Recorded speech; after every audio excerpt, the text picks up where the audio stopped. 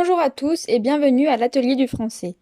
Dans cette vidéo, vous allez apprendre à rédiger le développement de votre dissertation. Après le travail au brouillon et la rédaction de l'introduction, il est temps de rédiger au propre votre développement. Pour cela, appuyez-vous sur votre plan détaillé et les références que vous avez trouvées pour répondre à votre problématique. D'abord, notez que la présentation de votre copie est essentielle. Elle doit être aérée pour être agréable à lire.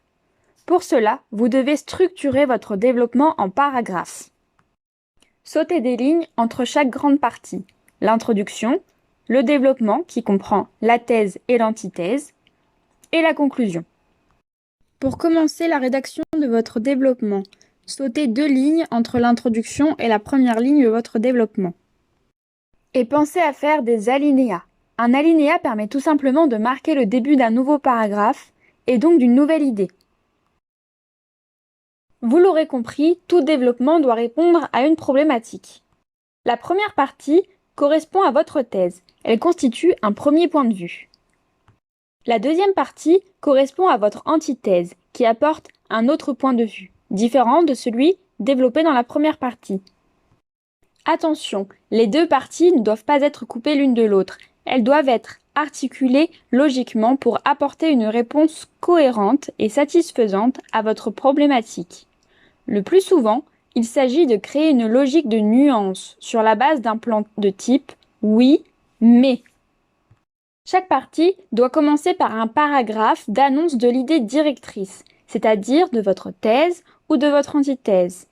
Autrement dit, de l'idée que vous allez défendre tout au long de votre partie.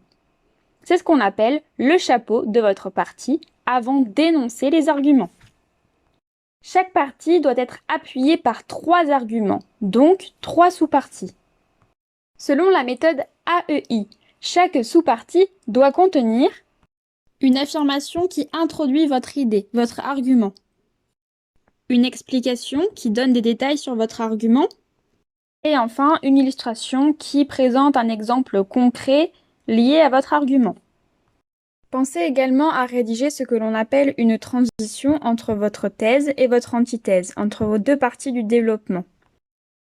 La transition consiste en un court paragraphe d'1 ou 2 phrases maximum qui permet de conclure la partie sur la thèse et d'introduire la partie sur l'antithèse. En ce qui concerne la présentation de votre développement sur votre copie, pensez à marquer un alinéa à chaque début de paragraphe.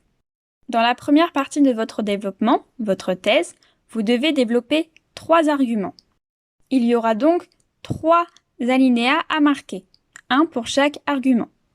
Et chacun de vos paragraphes développera les 3 éléments que nous venons de voir. Pensez également à sauter une ligne entre la fin de votre thèse et le début de votre transition.